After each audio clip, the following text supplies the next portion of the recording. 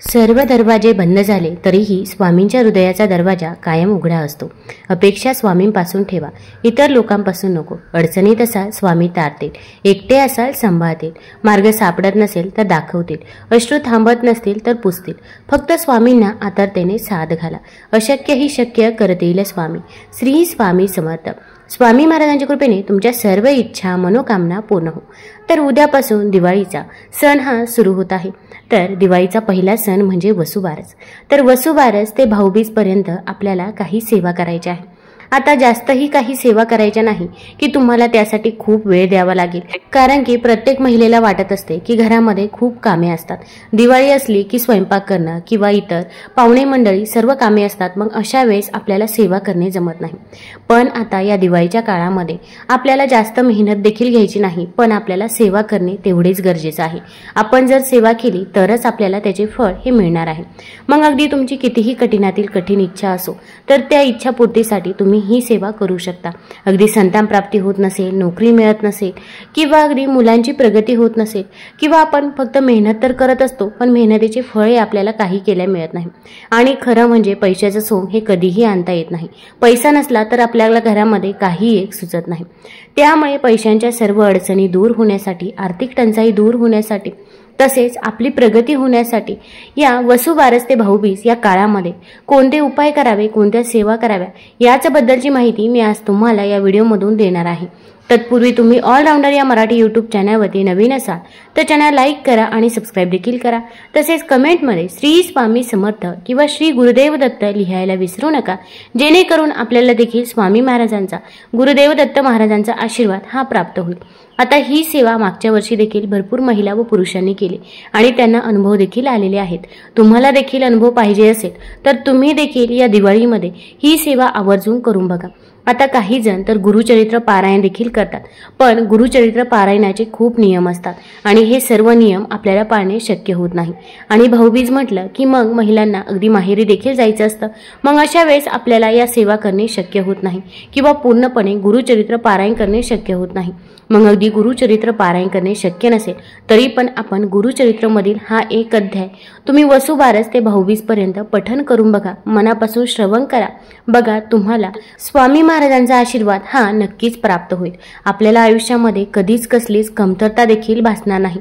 फक्त मनापासून सेवा करा, तुम्हाला त्याचे फळ हे निश्चितच मिळणार आहे। कधी कधी आयुष्यामध्ये खूप दुःख यातना सहन कराव्या लागतात, असं वाटतं की खरंच देव आहे का, इथपर्यंत शंका येतात। पण खरं तर हीच वेळ आपल्या परीक्षेची असते। विश्वास ठेवा, इथूनच स्वामी लीला सुरू होते, इथूनच खेळ सुरू होतो। फक्त विश्वास तुटू देऊ नका। आई बाळाला हवेत भिरकावते, काही क्षण ते हवेतही असतं पण ते हसत असतं, कारण त्याचा विश्वास असतो कोणी आहे जे आपल्याला पडू देणार नाही। तोच विश्वास तुमचा स्वामींवर हवा।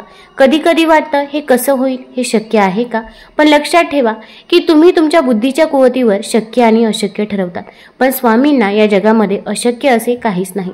स्वामी तेच देतात जे तुमच्यासाठी योग्य आहे, फक्त तुमचा त्यांच्यावरती विश्वास हा असलाच पाहिजे। आता काही महिला किंवा पुरुषांना वाटते की माझ्याकडून ही सेवा योग्यरित्या पार पडेल का।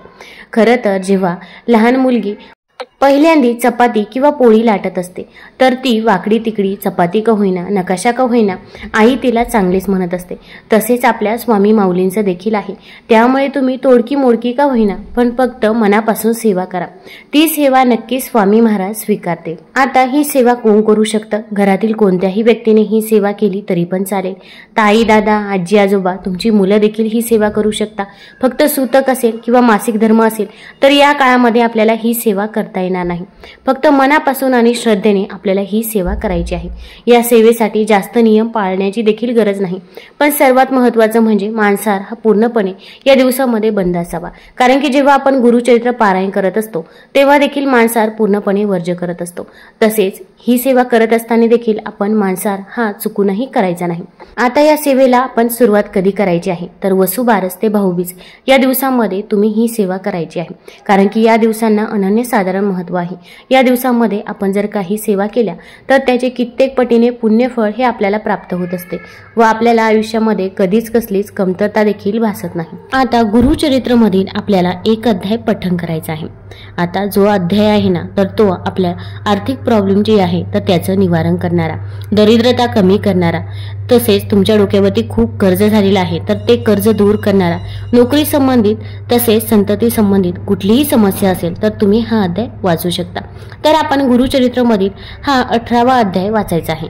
हा नवसाला पावणारा हा ग्रंथ आहे असं देखील म्हटलं जातं। या 7 दिवसांच्या काळामध्ये आपण हा अध्याय पठण करायचा आहे।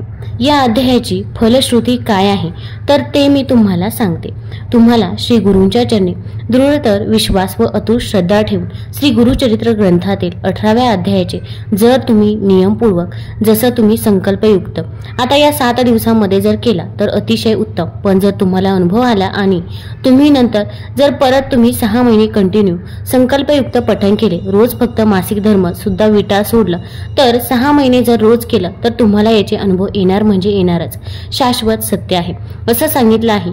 याच्यामध्ये सोबतच जर तुम्ही नियमाने रोज याचं पठण करायला सुरुवात केली, रोजच्या रोज मी पठण केलं 365 दिवस तर काय होऊ शकतं, त्याचे नित्य पठणाने आर्थिक अडचणी दूर होतील, दारिद्र्याचे निरसन होईल आणि श्री गुरूंच्या कृपेने तुम्हाला नोकरी मिळेल, धंद्यामध्ये यश मिळेल, अर्थप्राप्तीचा सुयोग्य मार्ग मिळेल, लक्ष्मी स्थिर राहील, घरामध्ये सुख शांती समाधान आणि समृद्धी देखील नांदेल, सोबतच कल्याण होईल आणि कर्जमुक्ती देखील होईल, घरात चोरी होणार नाही।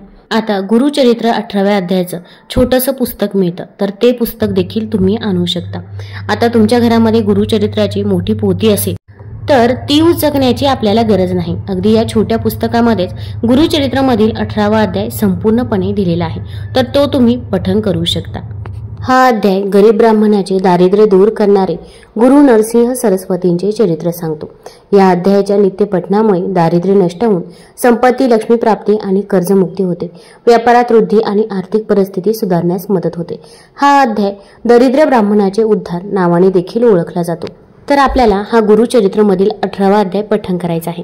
तर आता हा अध्याय तुम्ही कधी पठण करू शकता तर अगदी दिवसभरामध्ये तुम्हाला जेव्हा वेळ मिळेल तेव्हा तुम्ही हा अध्याय पठण केला तरी पण चालेल। फक्त दुपारी 12 ते 12:30ची जी वेळ आहे तर त्या वेळेमध्ये आपल्याला हा अध्याय पठण करायचा नाही, कारण की ती दत्त महाराजांच्या भिक्षेची वेळ असते। ती वेळ सोडून दिवसभरामध्ये तुम्ही कधीही पठण केला तरी पण चालेल। आता मी जर वसुबारसच्या दिवशी सकाळी 9 वाजता हा अध्याय पठण केला तर दुसऱ्या दिवशी मी किती वाजता पठण करायचा तर तुम्हाला 9 वाजता शक्य असेल दुसऱ्या दिवशी पण तर तुम्ही एका वेळेमध्ये देखील पठण करू शकता। त्याचे देखील आपल्याला अनेक पटीने फायदेही मिळत असतात आणि जर तसे शक्य नसेल तर दिवसभरामध्ये तुम्हाला जेव्हा वेळ मिळेल तर तेव्हा तुम्ही हा अध्याय पठण केला तरी पण चालेल। फक्त आपण याचे मनापासून पठण करायचे आहे। आता याचा संकल्प करायचा आहे का, जर तुम्हाला वाटत असेल की आपली एखादी इच्छा आहे आणि ती पूर्ण झालीच पाहिजे तर अशा वेळेस तुम्ही संकल्प करू शकता, किंवा अगदी संकल्प न करता जरी ही सेवा केली तरी पण स्वामी महाराज आपली इच्छा पूर्ण करतातच, कारण की त्यांना माहित आहे आपल्याला काय पाहिजे आहे आणि जे आपल्यासाठी योग्य आहे ती गोष्ट ते आपल्याला देतातच। त्यामुळे तुम्ही अगदी संकल्प करा किंवा संकल्प नाही केला तरी पण चालेल। अगदी तुम्ही नारळ घ्यायचा आहे, खडीसाखर घ्यायची आहे आणि हा नारळ आणि खडीसाखर आपल्या घरामध्ये स्वामी महाराजांचा फोटो किंवा मूर्ती असेल तर तिथे ठेवायचा आहे, किंवा अगदी दत्त महाराजांच्या मंदिरामध्ये स्वामी महाराजांच्या केंद्रामध्ये तिथे जरी तुम्ही नारळ आणि खडीसाखर ठेवलं तरी पण चालेल। आपण नारळ आणि खडीसाखर आपण आपल्या हातामध्ये घ्यायचं आहे आणि तुमचं नाव, तुमचं गोत्र सांगायचं आहे, तसेच तुमची जी काही इच्छा आहे, मनोकामना आहे तर ती देखील तिथे बोलायची आहे। मग कठीणातील कठीण कोणतीही इच्छा असो आणि यानंतर आपण म्हणायचं आहे की मी गुरुचरित्रमधील 18वा अध्याय पठण करणार आहे आणि ही सेवा तुम्ही माझ्याकडून पूर्ण करून घ्या असे आपण स्वामी महाराजांना सांगायचं आहे।